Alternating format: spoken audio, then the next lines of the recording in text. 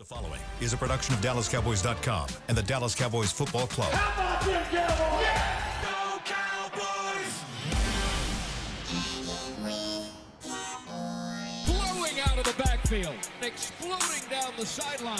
This is Hangin' with the Boys, presented by Wingstop, where flavor gets its wings. Now, your hosts, Nate Newton, Kurt Daniels, Jesse Holley, and Shannon Gross.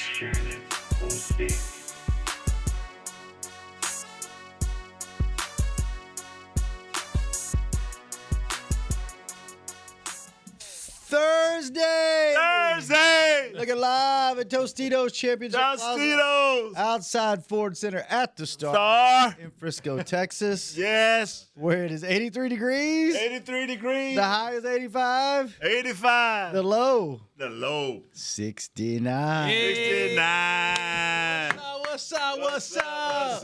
Got a tour going by outside.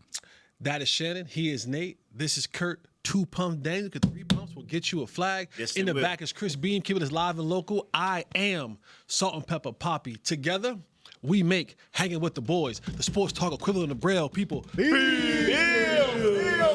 us. When we Speak. Brought to you each and every show on Wingstop, where flavor gets its wings. Wings. Somebody is energized today. he about to leave, he ain't even sit down. He No, about to no. go. Yesterday, I promise you, you got it. That's why he's so excited. He's using it all up the first minute, and then he's out. You notice yesterday I jumped right into it? Yeah. You done? You I'm done. blew your load? Yeah. Yo, that's coming from the penal colony over Right. there. Yes, it did. Kurt knows Yes, all it about did. that. 85 kids. How we doing today? We All good? right. I haven't even looked What's at today, Thursday? It is Thursday. Thursday, yeah, man. We're good. I haven't even looked at what we're supposed to be doing today. I know it's Cowboys Just wing it. defense. You want to wing it? Sure. Cowboys defense? Cowboys Offense. Did you? Cowboys defense. Cowboys defense. You're right. Yeah, you're Yeah. right. You're right. All right. Carolina offense. You're right. Yeah, you're right. Thing there. You guys ever have a former teammate play against you and go off? No. I haven't. Yeah. No. Not No? even Emmett. Well, how you No, Emmett had a rough day. how you Yeah. how you feel about Rico this week? Rico's ready. He wants Think to buckle he up. said he's ready. He told everybody to buckle up. They know what's You coming. need to stop, man. Settle down on This dude would stare at somebody does. else all the time. And wave at him. Yeah. And you know what? And don't leave his house but twice a year. Yeah. He got that glass. Do you got an Uber deal worked out where they come to you? Nope. What do I think about Rico? Anything to be worried about this week? If you're the Cowboys defense, there's something to worry about every week. You know what I'm saying? Fair. Like, Fair. you haven't done you- enough on the football field to where people you shouldn't be worried about somebody doing something to you. That's why I laughed. Kenny Clark made a comment when they asked him about what Rico said about buckling up like that. And he was just, he made his comment. He was like, they ain't never played nobody like us. And I was like, do you still think he in Green Bay? Like, I was like, what?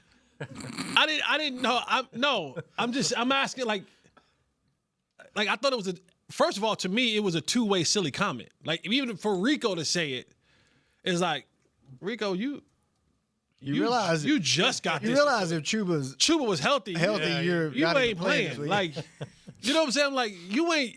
And now, granted, be appreciative and happy of the 200-yard performance you did. It's the National Football League. To go for 200 yards is an accomplishment. But don't talk like you. Like, don't talk like you prime Saquon or you on a roll like Derrick Henry now. You had a good game. Great. I just thought it was silly both ways for him making the comment and then for Clark to be like, they ain't played nobody like us. I'm like, you know what side of the ball you play for, Kenny?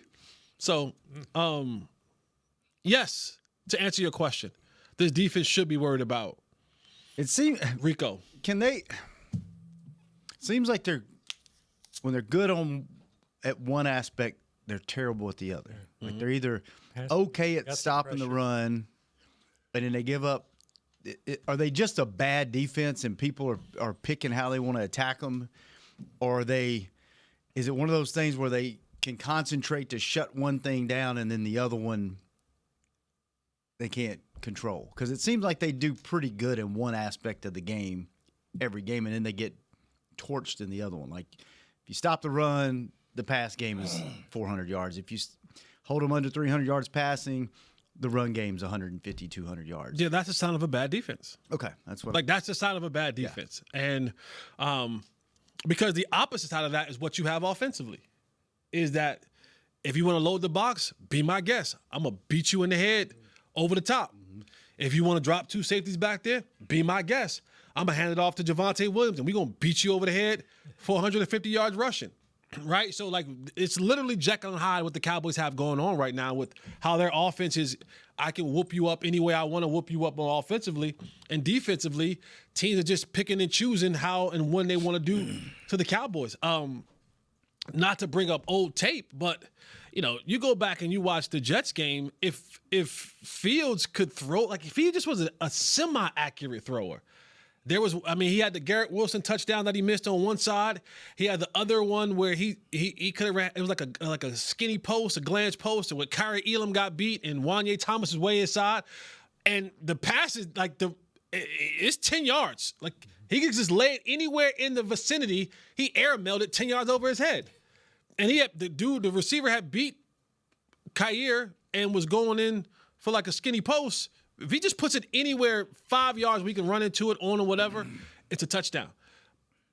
So if a quarterback has the ability to throw the ball, which this particular quarterback, and he's my other little tink. I know I call Deuce tink, but this is the other tink, Bryce Young. Is he a better quarterback than Fields at this time, or how do you rate him? He is, man, Fields is the better athlete by far. Yes. Like, not even close. I think Lil Tink might be a better processor at the quarterback position, right, and a better thrower at the quarterback position. So what does that mean for us as a Cowboys team then? Well, when you go and you look at the Carolina Panthers offensively, you kind of like when you go through the roster, you kind of say, like, there's some names on there, right? Like, you know who Chuba Hubbard is. Of course, you know who Rico Dowdle is. Then you go, all right, Tedderell McMillan, a guy that a lot of people wanted to be a Dallas Cowboy this year. But they jumped up there, and the Carolina went and got him. Then you go, okay, Hunter Renfrow, a name that you recognize. A guy who his entire career has been about the ability to run routes, right? Then you go over and you got Xavier Legette, another first-round wide receiver that they have there. You look around, you go, damn. They got a nice little stable of wide receivers, like pass catchers. You know what I mean? Tight end's not bad. And the offensive line is okay. It's an okay offensive line. It's not something that we're looking at and being like, but so what you're saying is the quarterback is the issue. What I am saying is the quarterback hasn't had the ability to get under one offensive coordinator without so many changes and get comfortable in the system. It's been a rotating door with offensive coordinators and play callers and teammates. It's been a constant rotation, so he hasn't had a chance to really settle in what is his strengths, what is his weaknesses, and then have that mesh, right? Like what you see with Brian Schottenheimer and Dak Prescott now. You see a cohesiveness between the two because they've had time together, they've established a relationship, and then there's a concept that comes along with that. He just hasn't had that. He needs that. Again, he just got Tedderell McMillan last year. Xavier Legette, he's off and on. They had what's the other white receiver that went back to Minnesota that runs routes? Thielen. He had Thielen a year ago, and Thielen wasn't Thielen on his prime. So, like, he's getting the weapons. It needs to kind of still take time to gel. And to use your reference, for example, Nate, is this squad currently as it's formed, they're working through their preseason. They're working through that first 4 or 5 game preseason, and now, you saw a really good comeback. You saw a really good comeback in that Miami game where they were down 17-0, and then they marched their way back in the second half. But, you know, Tink will do things like he fumbled the ball. They did a little RPO, and he's rolling out. And I don't even know how he did it, but he's like, the ball's in his hands, and I don't know if he's trying to, like, pump fake the defender, but he just throws it, like he drops the ball into the ground. Fumble, turnover. Then he had another interception where he had Xavier Legette. He ran a deep dig route, and he had him. He just airmailed it right over top of his head. Safety intercepted it. So, like, it's those level of plays that you see from Bryce Young that you go, but then you'll see him roll out to his right, and the defender is closing in on him, and he kind of like pump fake, steps back, he goes by, and he throws a laser shot to Tedder McMillan on the sideline for completion. You're like, okay. So it's like it's Jekyll and Hyde for him. He has a little bit of game in him, can throw the ball. Like, he still can throw the ball, but his processing, he has some of the most awkward and weird processing moments. You're looking, you're like, what did you see? Why would you do that? And that's what that level of inconsistency with processing, turning the ball over, the roster being inconsistent, you know, musical chairs at line and receivers and all that kind of stuff, that leads to you being, you know, the number 1 or 2 pick in the draft because your team is that bad. He is 5 feet 10 inches tall, for those of you that wondered, because I did. Before we go to break, Jesse, you had a VIP caller. Yeah. You know, we don't normally do calls on Thursdays, but I thought this one was special enough for us to take the call this Thursday. And he is on the phone right now if you want to welcome him to the show. So our good friend from Kuwait, Mo's calling in. Mo! Oh, how you doing, brother? What's up? Hey, I'm fine. Thank you for taking the call. I won't be long, but I want to tell you guys, you're not just an international show. You've just become multidimensional because you're helping cancer patients in Kuwait get well. And so I really appreciate that. So now I just want to update Nate on that trip. I showed the clip to my office manager, and she said, you're gonna ride with this guy all the way to California and then to New York, and you're gonna pay for his food? And I said, yeah. She said, I need a budget.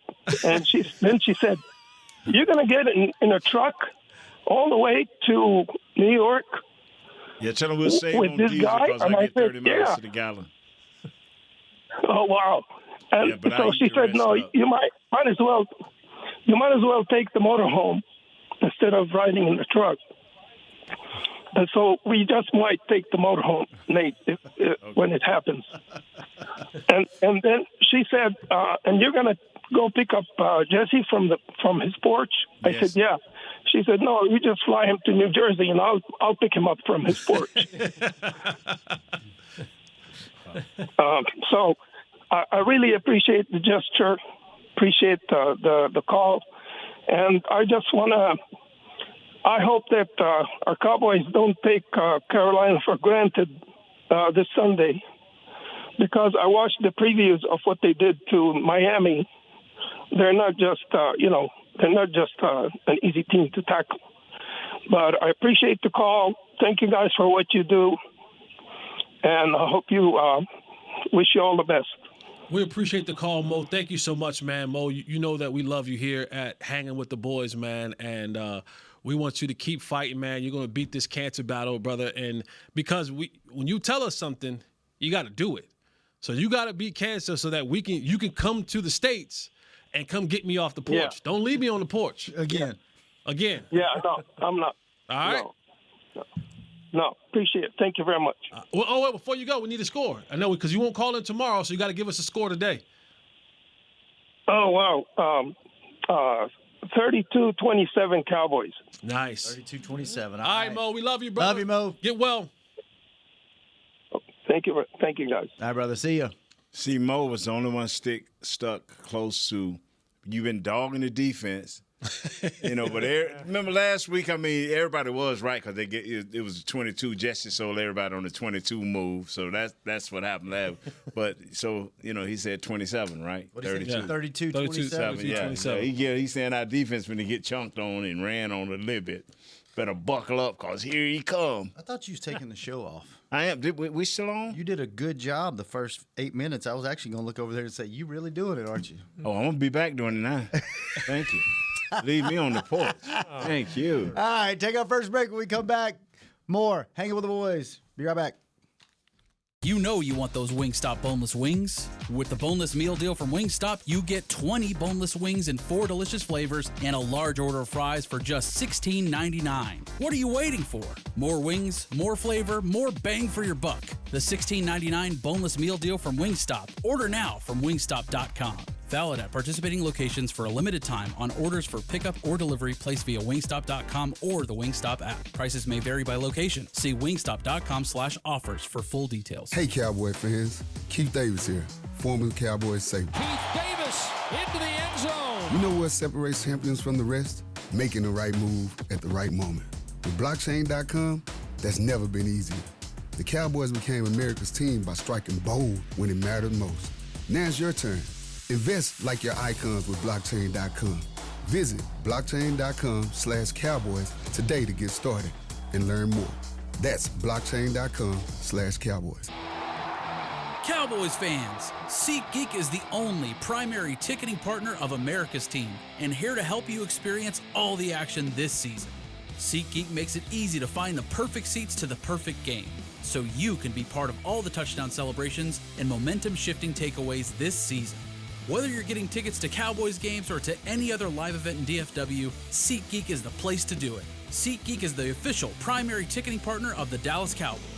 SeatGeek. How about them Cowboys? Or how about them Tyson Cowboys Nuggets? As we cheer for the stars on the field, we love that we've also got some stars on our plate, thanks to Tyson brand star-shaped Cowboys Nuggets. That, along with all our other favorite Tyson Foods products, sure make game day special. Score some delicious Tyson Cowboys Nuggets and become a game day star, just like our Cowboys. As you enjoy your stars on and off the plate, remember, tailgates and game day have always been Tyson. Back to Hanging with the Boys. Welcome back to Hanging with the Boys. The second segment brought to you each and every show by blockchain.com. Blockchain. Thank you, blockchain.com. All right. Chris, we got some technical difficulties. That pops right up. I'm going to be so upset. All right, back to it. Are we in trouble in the secondary? Because we've already got a pretty weak secondary. You got Donovan Wilson that left the game and didn't practice yesterday. Is that a The other starter's already out. right? Is that kind of one of those? Let's see what we got. Could be a good thing. Getting the younger players some reps because they hadn't really been killing it at the safety position, or is this one of those things where we're really going to notice this weekend? Or would it, if there was a better quarterback on the other side, it would be a bigger deal? How you feel about it, Jess? I mean, I think a lot of the Cowboy fans are kind of getting what they been asking for. Like they've been asking for more Wanye, more Marquise Bell at that position. And, you know, I, for one, we as a show, we're not wishing anyone get injured, thing like that. But sometimes opportunity presents itself through injury. So we'll see. We'll see what they get with those two guys. I like Wanye. I like Marquise Bell. He was put in a position a couple years ago when he had to play like that linebacker spot situation, and that just was so bad. It was unfair, right? It was him being asked to do something that physically he was incapable of doing, just sheer size. Yeah. You're trying to play down, as a star type linebacker, and you got to deal with 280, 300-pound dudes down in and down out. Because they really liked him at safety, and Nate, you liked him a lot too. Yes, I love him a lot at safety. Yeah. And then you're right. They kind of threw him into that deal, and it was like they were depleted, and they were like, "Hey, can you go play linebacker? This position, the star position?" And are you asking or are you telling? Yeah, it was like, you want to start and play? You want a job? Yes. Yeah. So I get it. Of course, you go and do it, but they're both capable. Like Marquise Bell is capable. Wanye is capable. Not much starting experience for the two, and do you always think your better than the guy in front of you unless the guy in front of you unless there's a noticeable difference because yes. Like you always think Yes. you're better than that. I just need a shot. I need this opportunity, or they need to play me the right way, or I'm not getting a fair shake. You always feel that way, right? Yes. Unless the guy above you is a stud. Yeah, for sure. Like like, oh, I ain't playing in front of that dude. Yeah, I got to go somewhere else. Yeah, I gotta find something else to do. You know what I mean? But yeah, if you feel like there is a close comparison, you want to get in there and you want to do the job. But in some cases, guys come in there and prove themselves that you are better than him, and that's how you get jobs, and that's how people get Wally pipped. But sometimes you realize you get in there and you go, oh, this water is hot, right? Your mom used to tell you, that touch the stove if you want to. You don't believe fat meat greasy. Then you get in there and you really realize that just really like that out here. It ain't it ain't what it look like on the sideline when I come in every once in a while. When you're out there for the whole game, it tends to feel and look different. So it'll be an opportunity and to be under this new coaching staff, which I will give credit to Shadi. He's been very honest in the part of the guys who are doing what we need them to do in practice and showing the things when they get in the games, I'm giving them more opportunities. And so that part has been rather consistent, and he said yesterday in the press conference, guys don't lose their job, starters don't lose their job due to injury, but those who come in and step up, we notice it, and you will get more opportunities. Tell Tony Romo that. You know what I mean? Oh, Schottenheimer wasn't here. True. Schottenheimer wasn't here for that. I laughed and joked. I was like, yeah, he ain't talking about CD Land. It don't matter what y'all do. When CD come back, CD gets his job back, right? So that part, and as a player, you appreciate that, right? You appreciate the fact that, again, if I'm backing CD Lamb up, as long as he has functioning limbs and a lung and a heart, he's probably going to play ahead of me. But the other guys that we're in close proximity, if coach is saying that if I keep doing, because I've had coaches say that, like, hey, if you do this and this, we're really going to look. And you're like, win. You know what I mean? Like, what more do I have to show you? But Coach Schottenheimer's been true to that. You've seen that with with even inserting Nate Thomas in there. You've seen, other guys being benched, whether that's Kyer Elam or Trayvon Diggs. And so he's given a lot of guys that opportunity to go in and show themselves. He put Mozzie on the bench first couple of games. Then Jay Toya didn't do what he had to do. So now he's on the bench and Mozzie's in there. So there is that ability to go out there and prove yourself when guys are injured, and he gives you a shot. I'm kind of interested to see what they do with Mingo. He looks like he's about to be ready. He's not a starter, obviously, but yeah, Mingo might have. You're going to give a chance. I think Mingo might have injured his way out of a situation. I'm gonna be honest with you, because when everybody comes back healthy, think about that for a second. It's crowded. It is very. CD going back. Yeah, we ain't taking reps away from him. No. Turpin's going back. Turpin has, we got Pickens on the other side, so he's gonna get all what he gonna get. Now you've put Turpin in this thing. He's doing wide receiver stuff now, so he exists in his own little bubble. You're gonna play him, and then now if you're talking about the ascension of Ryan Flournoy, if that's working for you now, because I'm already trying to find reps for him. Yeah. So now if he goes out and has another good game against the Panthers, and I'm not saying you have to have a 114, 15-yard game. But if he goes out there and puts another 65, 70 yards, okay. Yeah. Now he jumps in front of Tolbert. So now it's CD, Pickens, Turpin, Flournoy, Tolbert. Unless you get rid of Tolbert, where does he fit? And the thing about it is, one of them is like a favorite. Dak spoke highly on Flournoy. Yeah. So that helps. Flournoy was in that same camp of Tolbert when Dak makes the call that he needs folks to come out to the Dak yard and throw. Right. Those are the dudes who he calls. Yeah. CD might be in L.A., right, and Miami, and George might be over here. They'll all come together, but those who are like on call,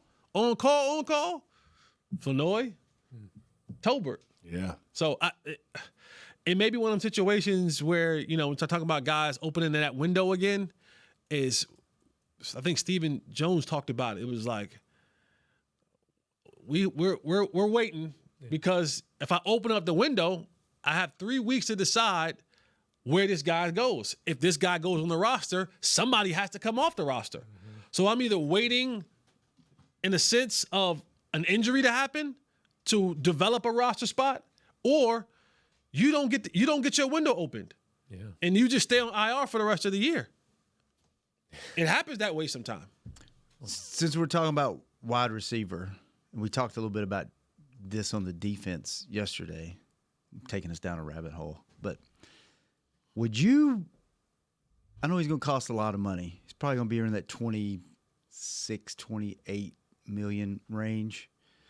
Would you just try to lock Pickens up right now? Sign Javonte, sign Pickens, and then for the next 2 years, you got basically the same group of guys on offense that you have now that's performing so well. I'm glad you said that because this was a topic that we brought up on my other show, and it revolved around Javonte. There was a site that my boy Jeff Kavanaugh used, and it projects the open market of what it would be for players heading into free agency in 2026. Right now, you're playing Javonte Williams $3 million. Yes. A little over $3 million, somewhere in that range, right? $3.5 million. At the current pace, now this is projecting, at the current pace. That's a fun site. Where you're looking at, if he continues on this trajectory, he's ending the season somewhere around 12, 13 to 1,500 yards. Okay. I thought you meant dollars. No. No. And somewhere around 10-ish touchdowns, right? You only got 5. You got 5 in 5 games. So if he, again, this is all projection. They're saying the market for Javonte would be $13 million per year in free agency. And he's young too, right? 25. Like, he's not an old back. He's got 25. A good 3-4 years left on him. And what's different between a guy like he and a guy like Rico, so to speak, and this is true because the Cowboys even operate in this way. Rico was an undrafted free agent. They treat those guys different. I can tell you that from my own personal experience. Javonte was a second-round pick. Teams look at a guy who is a second-round pick as a guy who has the high-end qualities and traits and attributes that can produce the level of what he's producing with now. So they look at that different. They're willing to spend money on that guy differently. Hell, we do it here. We're talking about Jonathan Mingo. He was a guy that the Cowboys said we really liked in the draft a couple years ago. We couldn't get up to get him that time, so he went to Carolina, and the rest is history. But you asked that question, what makes it very interesting to me, and I said it, and some people didn't like that I said it. I said, but could just openly, unless you knock the socks off, you knock the socks off David Malugetta. Remember that name? Oh, yeah. Remember that name? Who is George Pickens' agent? Unless you knock the socks off him, why wouldn't you wait to free agency? Yeah, he's going to let him go. Why wouldn't I? Right. Why wouldn't I let my client know? Unless you give me a number that I feel like what we're going to ask for in free agency, I'm not signing now. I'm on a tear right now. I'm also looking to finish somewhere around 10 touchdowns. If I get 10 touchdowns and close to 1,000 yards, I'm going outside. But does the ascension of Ryan Flanoy cost you George Pickens? Now, here's why I say that. We know how this ownership works. If Ryan Flanoy continues to show that he's worthy of having that type of attention, when Jerry comes in there and they're trying to do the deal and they're asking for $30 million, $29 million, he goes, well, we got Ryan Flanoy. Why would I give you 30 when we got? Now I'll give you 20. I'll give you 19. Yeah. But I got McDonald's at home, right? I got McDonald's at home. They talk about the pie. I got McDonald's at home. If Flanoy, and essentially, you kind of it almost becomes a wash if you don't sign George Pickens back, because what did you send to get him? A third? Yeah. Well, when he goes to free agency, what are you're going to get a comp pick back? You're going to get a third comp pick back.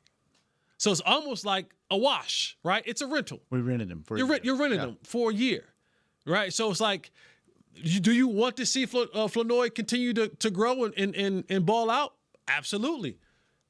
It may cost you. But if you're upstairs, don't you look at this stretch of games that they've been in and go, if something happens to CD and we're in contention, like, would you rather have the drop off between CD and Pickens or the drop off between CD and Flournoy? Because I don't think he could carry his team like Pickens could. If you're in a playoff run, that would be my mentality. If I'm going in, let's just go in. But that's your mentality. Right. They've never done that upstairs. They've never done that upstairs. Right? And the same thing goes for Javonte. But they've never had the capital that they have now.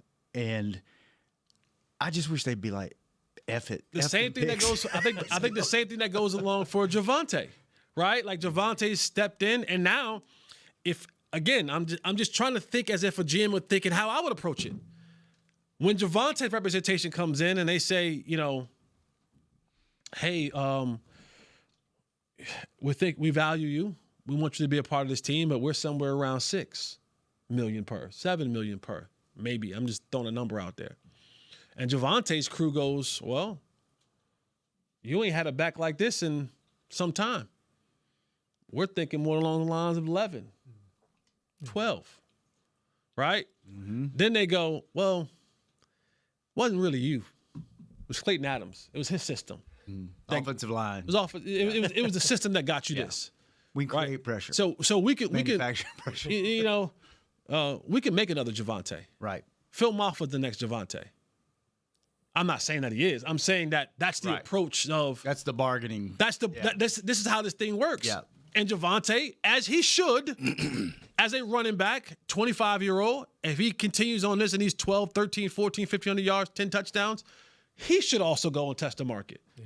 And now see what's out there. Right. And it's going to look different than it did the last time he was out there when he got released from the Broncos, because you look healthy. You look back to the guy that the Broncos drafted in the second round all those years ago. It looks different for Rico because they look at Rico and they go, yeah, he had a nice year, undrafted guy. There's something about that undrafted guy that teams look at and they don't value it. They don't give it the same. It's almost like it's a one-off. Like you're supposed to be in the league, but we ain't paying you starter money. You know what I'm saying? Like we ain't you're an undrafted guy. Like you ain't do this for 3 seasons. They had you around there. You was getting bounced around. They put Pollard in front of you, put Zeke. They brought old Zeke back and was giving him more reps in front of you. So they look at that guy like that, but they look at a second-round pick differently. Yeah. I just look at it as you have an opportunity to have this almost the exact same squad for 2 or 3 years if you lock a couple of guys up. You got a young offensive line. You got some nice backup pieces. You got a quarterback that's going to be not playing football like this. Who knows? Maybe the way they are now, maybe 10 more years. But he's in his prime the next 2 or 3 years. Why not solidify that and then go get the defense to help you out on that side of the ball? And you got this piece in place for 2 or 3 years, just like it is. And then Jerry also says, but I got those picks. Right. Why pay the guy this high price? Why pay the running back $10 million? He likes to gamble. When I got these picks. Let me go roll the dice. I got Jadon Blue. I got Phil Maffa. And I got these picks. Just as a fan, though, I'm like, don't make me guess. Just let me go into next year knowing what I have. Like, just lock them up. Let me know what I got. Let me know I'm good. Don't make me try to figure it out. Like we are now 5-6 games in, and we're still like, all right, what do we got here? That every year. Every year. All right, let's take our last break. When we come back, more football. Hanging with the boys.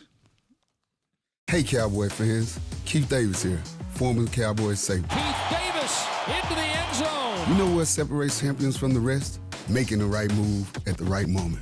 With blockchain.com, that's never been easier. The Cowboys became America's team by striking bold when it mattered most. Now it's your turn. Invest like your icons with blockchain.com. Visit blockchain.com/Cowboys today to get started and learn more.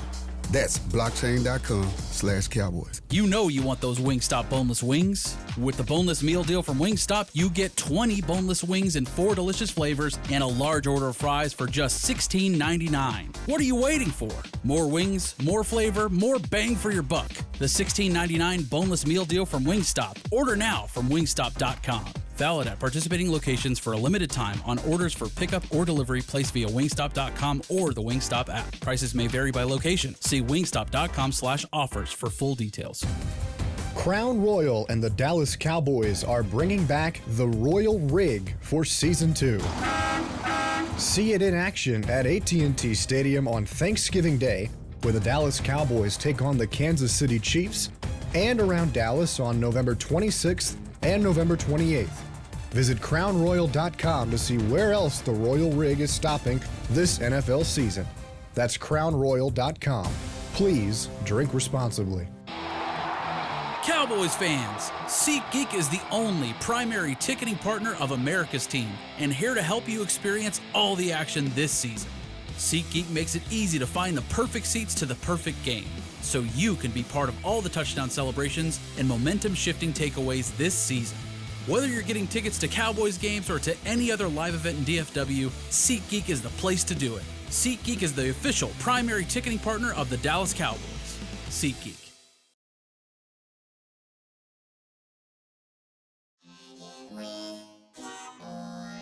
Back to Hanging with the Boys.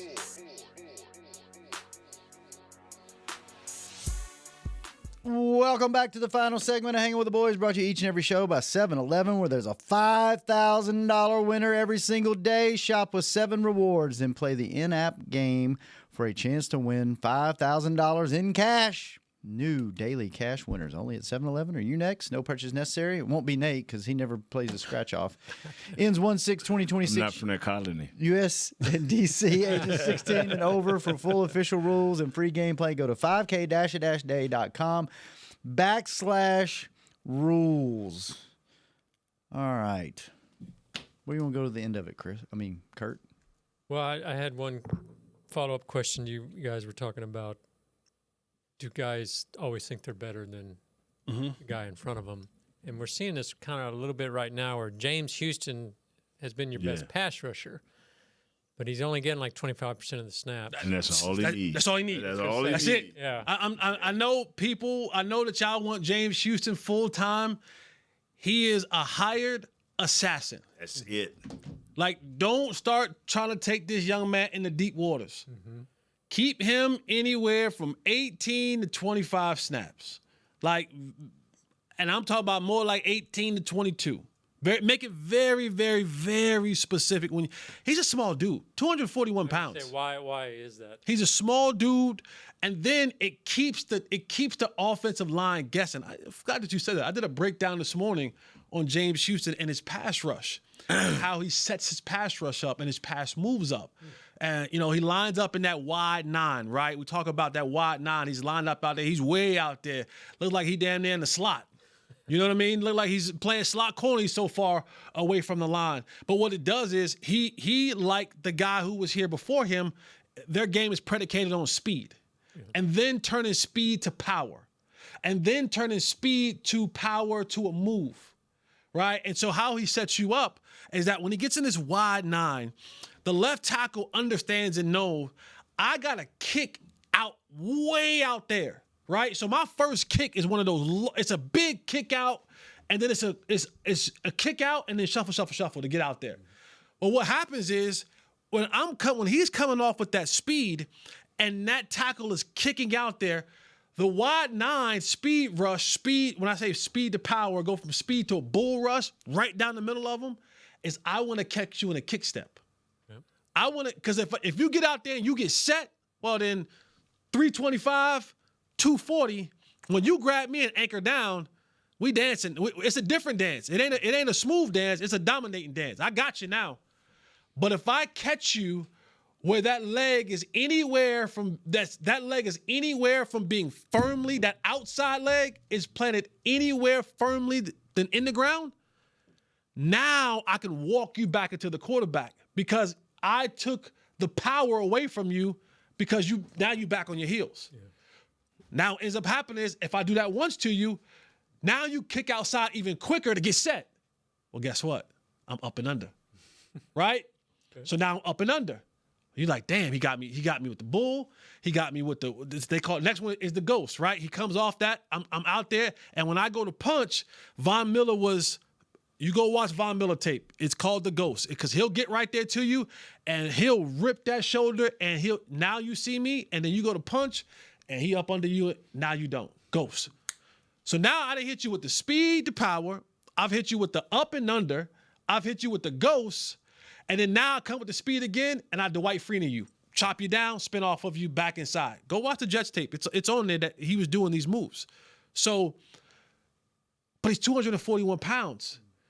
But now when you leave him out there for the run plays, it don't look as sexy. He doesn't have the build to do it.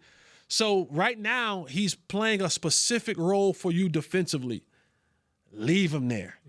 Yeah. You're not turning this dude into an every down rusher. Make him very specific to when and where you rush him. Put him on the left side, put him on the right side, but keep him in that wheelhouse between 18, 22. I think less than that because he was limited yesterday with a knee. I mean, 15, 18 at the most. Just be very specific with this guy. I'm with you, Jess. Everything you said, you know. Think he's comfortable in that role, or guys like, yeah, I'm this guy. I'm gonna, give me those snaps and I'm all out. Or is he?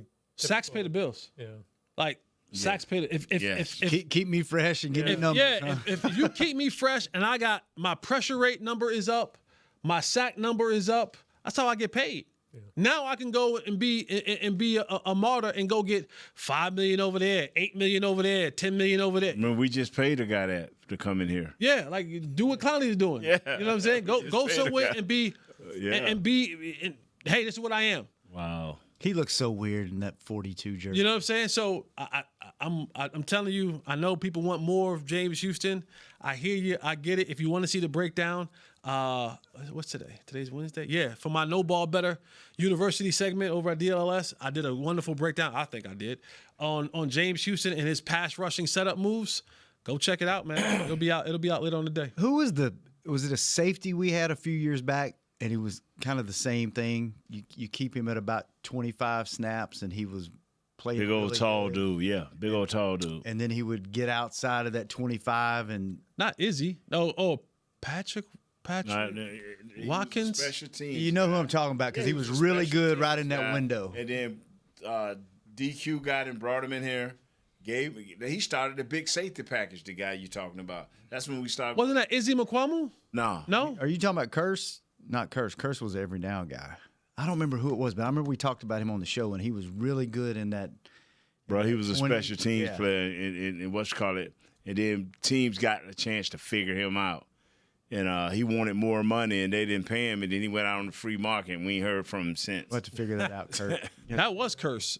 Yeah. That was Curse. Yeah, he started the big safety package. That was Curse. That was what do they call him? Straight jacket. Yeah, but I thought there was somebody we had he was more of an every down guy. We had a guy that was in the secondary that was kind of in that where you slotted him in a certain amount of plays, and he was really good. All right, I want to clear something up so we don't get removed from YouTube for bad information. The penal colony myth. There was a brief period in the 1720s when France's Compagnie des Indes, the company running Louisiana at the time, sent some convicts, vagrants, and prostitutes to Louisiana to boost population. These deportations were small in scale and short-lived, more like a social experiment than a formal penal system. France quickly realized Louisiana wasn't well suited for forced colonization, and the policy ended. So, in short, Louisiana's early history included some convict transport, but it was never officially designated or operated as a penal colony. That's what Cuba did to Miami. So there you go. There you go, just to clear that up. So, all right, fellas, good stuff. Tomorrow, predictions, phone calls, and other stuff. Don't forget our caller, y'all. Mo. Yeah. We love you, Mo. Love you, Mo. Yeah, well. Chris, thanks for keeping us on the air. Mo, thanks for calling. Thanks for doing the computer. Hold on, Jesse. Move your elbow because I want him to see my computer. There you go. Josh, thanks for keeping him company. Company man right there. We'll be back. Yeah, you a company man. Yeah, Kurt. As a company man. Kurt. Double pay right there. Double pay. Kurt. I love it. Hey, Kurt. I love it, Kurt. Kurt. I love it. Good luck on your review after the show. Oh, we out. This has been a production of DallasCowboys.com and the Dallas Cowboys Football Club. How about this, Cowboys?